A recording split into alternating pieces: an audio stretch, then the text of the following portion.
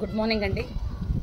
ఇవాళ ఒక ముఖ్యమైనటువంటి సబ్జెక్టుతో మీ ముందుకు రావడం జరిగింది.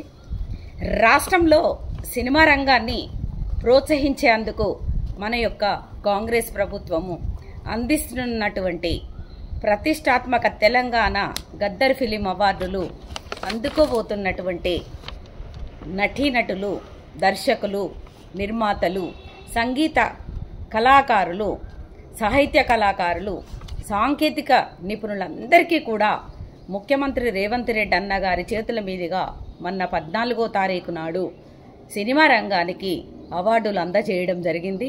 నిజంగా కూడా మన తెలంగాణ రాష్ట్రానికి చాలా గర్వకారణము.